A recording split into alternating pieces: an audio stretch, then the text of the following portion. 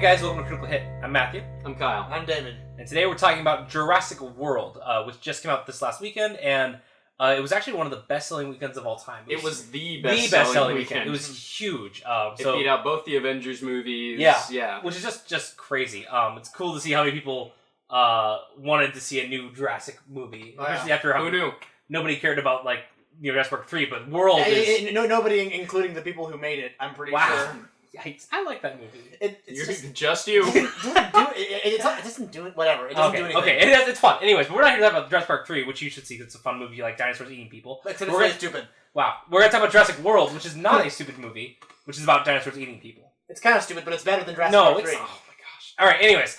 Jurassic World is the story of a bunch of people thinking it'd be a good idea to make a theme park. And basically, it's pretty cool. It's pretty cool because it's that question you had in the back of your mind during Jurassic Park of that. Well, what if it worked? And this movie is all about the park opens, right? Like the trailers say. It's SeaWorld of dinosaurs. Yeah, SeaWorld of dinosaurs, and it does a really good job of showing you that beautiful world of this park and people interacting about it. And it follows these two kids. And their aunt works there, and so they are able to get the VIP passes, and you can see all the stuff they get to see. It's really fun, really exciting. And then things go south because it's a Jurassic Park Imagine movie. that. I know, right? And basically, the idiot's got a good idea of making the Indominus Rex, which is basically a T-Rex Velociraptor, it's other stuff, chameleon, cuttlefish, mecha death monster. It was missing the laser beams, man, but otherwise it was solid. So, making this giant, evil, brilliant monster, it breaks free, of course, and starts rampaging, killing people. And sure enough, because it breaks free, other cages break down, and soon you have 20,000 people trapped on an island with tons of dinosaurs running free. And it's a thrill. It's a really fun ride. But that is the gist of it, basically. Yeah. So what do you guys think? I loved it. You didn't even mention the best part of this movie. Chris Pratt. Yeah, I should have said All that. Right, yeah. No, I was one of those kids where, I really liked the first movie. Oh, yeah. I didn't care so much for the other two, but, Jurassic Park still had a very special place in my heart. Yeah.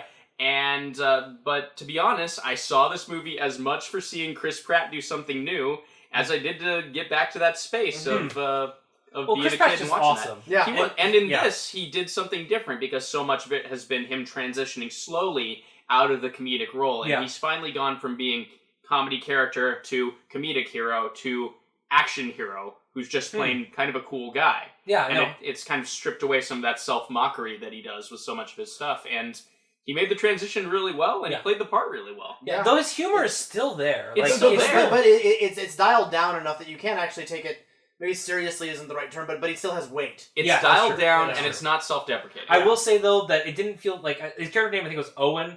I mean, he's toned down, but it still felt like Chris Pratt in Jurassic Park. He's very much like a character in Jurassic Park. He's a B-movie action star. Yeah, yeah, but I mean, it's like when you go and see Sean Connery in a movie and it's still Sean Connery. Yeah, when you see Harrison Ford, for instance, and it's still Harrison Ford. Yeah. So as for me, I'm a huge first Jurassic Park fanboy. I watch the movie probably at least every couple of years. I could probably quote the damn thing from memory. Nice. And while it wasn't as good as that, I wasn't expecting it to be as good as that. It'd be hard to be as good as Jurassic Park. Yeah, Jurassic Park is one of those movies where just everything clicks. Yeah. But this movie, I enjoyed it a lot. It was really fun. I had a lot of. It wasn't as smart, but it was really. I spent I think like $17 to go see it, and that was actually money well spent.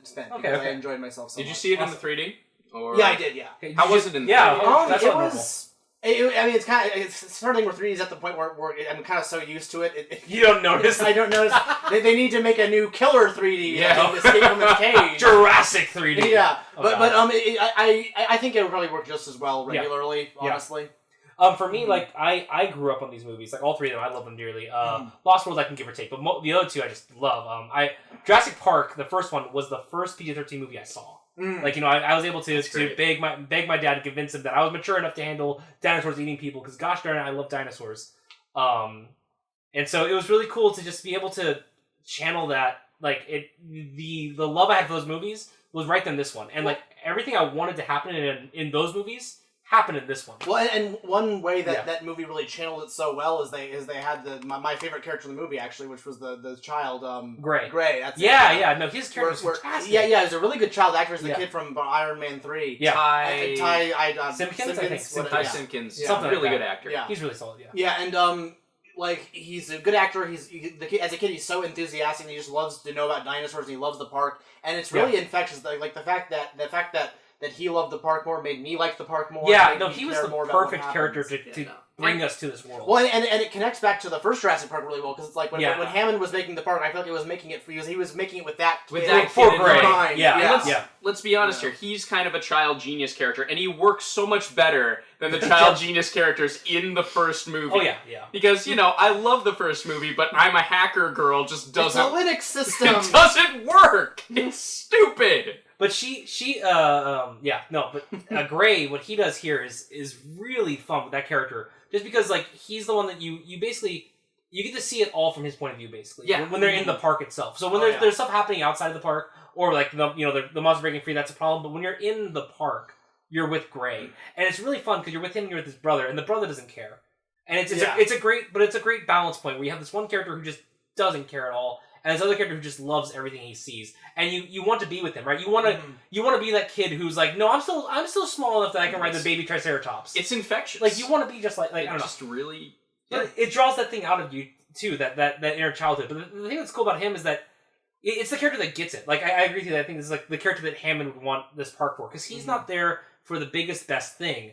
He's there for everything. He loves every dinosaur. And of course, he makes for like a counterpoint for like the rest of the people in the park, exactly, where they're getting bored with the typical dinosaurs. Like his brother, who's just completely unfazed. We've had these dinosaurs for years now. It's no big deal. And the movie does an interesting. It has an interesting point. It's saying, like, I didn't think about that, but the movie's point was like, if Jurassic Park had succeeded, if dinosaurs did indeed exist in this world, we'd get bored of them. Yeah, and it's interesting. It's an interesting thought that, like, just like Jurassic World would become like Disneyland. Yeah, it would. Or not Sperry Farm. Like, it'd just be another theme park that people would go to. Well, it's that idea of, in the automotive industry, we have a new version of that car coming out this next Christmas or what have you. There's always going to be another blockbuster in the movie industry coming out. Always, there's a new Avengers software 2, Avengers 3, update, new iOS is happening. It's just something is constantly building on that. We need to get the next phone, and we're just not satisfied because we know we can keep on building it better, faster, stronger. Yeah, and then that's really the sort of the thematic point of the movie with the Indominus Rex. Indominus Rex, or IREX for short. Yeah. Or no. Verizon presents Indominus Rex. But like, okay, because like, I agree with you. I think it's really interesting how they make this. Like, the purpose of the movie is to make a bigger, better dinosaur. Yeah. And it's weird that a popcorn film does that. Well, yeah, the movie's kind of a thesis statement against itself. Yeah, exactly. Like, it's because, like, the whole problem that happens is that this bigger, badder, cooler monster destroys everything, right? Yeah. And, like, I don't know. It's interesting to me that, like, the movie itself wants to be a bigger, badder Jurassic Park. Well, and kind of the point of Chris Pratt's character. He's also another character who really cares about the dinosaurs as they are. That's why he's training the raptors. Yeah. And so I think it has this. The movie also has this message of it likes the dinosaurs as they are, not as we're trying to constantly heap improvement upon improvement on them. Yeah. No, and his character is fantastic with the interaction with the Velociraptors, and just like, it's just really interesting where. I did not expect a movie that was going to be a summer blockbuster to tell me to stop demanding bigger and better blockbusters. Yeah. And not like it wasn't hypocritical. Like, it wasn't like, I don't know, the movie has so much respect for the Jurassic Park It'll be series. hypocritical when they make it, when they make World 2. Just like the first time they made a sequel. Yeah. But it will be a little hypocritical. But it does a really good job with all of that, still paying, homage to Jurassic Park. Like, still respecting it, still loving that movie. Like, the scene where the kids walk through the destroyed original entranceway is just beautiful. Yeah. And they pull up the banner, well done. And they see the paintings, and you just get all those flashbacks of the first time you saw Jurassic Park. There's just little things to it, just references to stuff John Hammond would have said, or when they're feeding the dinosaur and there's the flare and the goat going on there, and you just remember that scene. Or the DNA guy. You can't see us if we don't move. Yeah, Mr. DNA. Or even the what kind of the dinosaur that ate Newman makes kind of a cameo. The spinning one. Yeah. Wow, my childhood self would be ashamed of me right now for forgetting it. Yeah, basically. Yeah. And the Ibex ultimately, it makes a good villain too. Like, I mean, it's just going around and killing other dinosaurs for like basically no reason. Yeah. And that that scene where Chris Pratt and the scientist woman, I can't. Scientist woman, where they go and they find the dead brontosauruses. That was a pretty heartfelt scene. That was really well done, and part of that is just how this worked out was in the first movie. We have the da da da da soaring John Williams score music as we soar in and look at the park in all its splendor, and then we see the Brontosaurus come out as and the first grab dinosaurs the tree branch and we're like, there's that moment of life. That's how we've been hooked and invested, and there we feel that sense of it. Whereas this movie, the first time we hear that score, we're soaring over a theme park, and we're looking at all the people, and we're seeing all this achievement, but we're not seeing the dinosaurs itself until we see a little gradual trickle in of the dinosaurs. Bits of it, But the most intimate moment we have with the dinosaurs up to that point is when we see not a live Brontosaurus, but a dying Brontosaurus, as it were, and we're like that character who sees them all as facts and figures. We're distanced where we've had that degree of separation. These movies have been out for a while. Yeah. We've seen what's been done with CG or what have you. Well, I was going to say, I think the reason that scene works so well, not just because the actors delivered, but also it's the fact that they have the head, and it's clearly an animatronic head. And that animatronic puppetry was all Jurassic Park 1 used CGI, but also used a lot of animatronic puppetry. Mm-hmm. And this movie delivered it very well in that scene, because you have, just by seeing the actors interact with something physical and tangible in that way, you have that sense of this is a dying great beast that I think it was that tragedy of it that really hooked me in more than anything else, and then to go over the hill and see all of the other ones, and you're just this is kind of the inverse of Hammond's dream. And the idea that this constant need to push beyond it, that's really getting away from even what the idea could have been Jurassic Park if we had managed to stick it out. It's if you're so obsessed with improvement, eventually the improvement will destroy what you liked about it in the first place. Exactly. But it's a really good instance of just movies really speaking to where we are as a culture. And doing it with an established mythos that we all apparently had this connection to that we'd kind of forgotten almost. Did everyone just forget? Because it's because the sequels were just so much, no matter what you think of it, they were a lot. They were so much less than Jurassic Park 1. They were so much less. But I think everyone. But people don't like the Star Wars prequels, and yet people still talk Star Wars. That's true. There's just a way that this one kind of slipped underneath. I think it was just kind of almost like a subconscious thing, because we all loved the first movie so much that we were so willing to accept going back there. There's just a lot of fun in this movie, and if you go to this movie looking for something else than fun, I don't think you're gonna. If you wanted Shakespeare, read Shakespeare. Exactly. Don't come to watch the dinosaurs. But bring your popcorn, bring your soda, sit down, and just cheer whenever the dinosaurs are fighting each other, and whenever any of the humans outsmart a velociraptor. But that's what the movie did for me. It made me shut up, sit down, and enjoy myself. Yeah, exactly. Yeah. With so many of the blockbusters these days, it is how is this building on the last one? How does this improve? Mm-hmm. It's that IREX experience there. How is this going to fit into the cinematic universe with the Marvel movies? Or how does this tie to the book?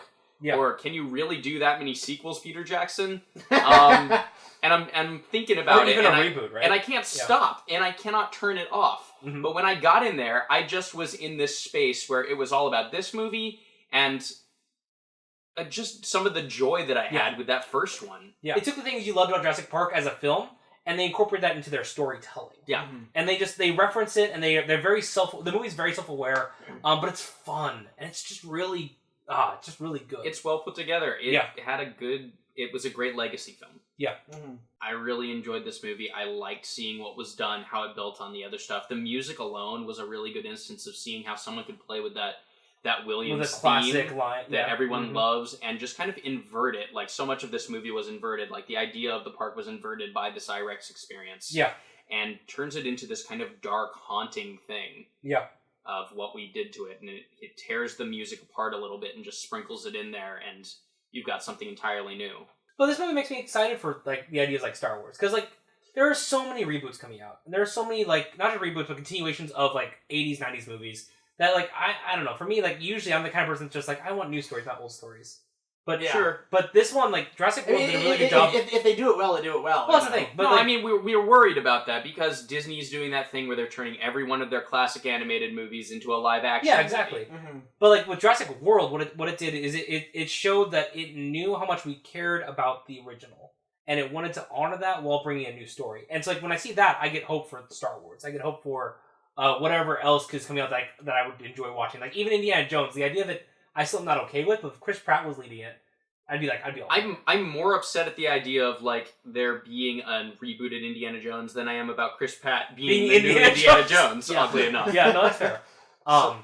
Yeah. So I mean, we are in an age where we're rebooting things, where we're tying back to the childhood of millennials, and they're going to show this to their kids now and get them started up. And I think that this is the kind of movie where that happens, and it's a success because you like the dinosaurs, kids love the dinosaurs. Yeah. Mm-hmm. This is just a really good way to do that. And if we can have this respect for the original while having the ingenuity, I think that it's almost, we can have the progress, but we just need to not undercut what we've been doing the whole time and remain true to that spirit. You need to see what the original was getting at and honor that as you tell your own story. Do you guys have any other closing thoughts? Just excited to see what we can do with this. I mean, it was really fun. Like, if you haven't seen it yet, which is really unlikely, like, go see it, because it's just a really fun movie with dinosaurs. Like, go have fun with dinosaurs. There's cheeseball moments in it, but to be honest, so the first one had that. It's dinosaurs. It's gonna be cheesy. It's gonna be cheesy. I'm glad that it kind of kept up Jurassic Park's theme of don't trust fat people. Yeah, exactly. It's those kind of silly things where it's like, the more you look like Newman from the first movie, the battery. The more of an evil person you are. Yeah. Or if you're snacking, you're going to get killed because evolution. Well, like, and this one is like, they also adapt that with, like, the cell phone, right? If you're on your phone, you're screwed, basically. Yeah. Yeah. You're not present. And that's what this movie is about. Yeah. The movie is about being present. Yeah. And that's what it did, both in its message, with all those people with their phones, and about us going in there, sitting down, shutting up, watching a movie. Yeah. All right, guys. Well, that's going to be it for this time. Thank you for joining us. And we'll see you guys soon.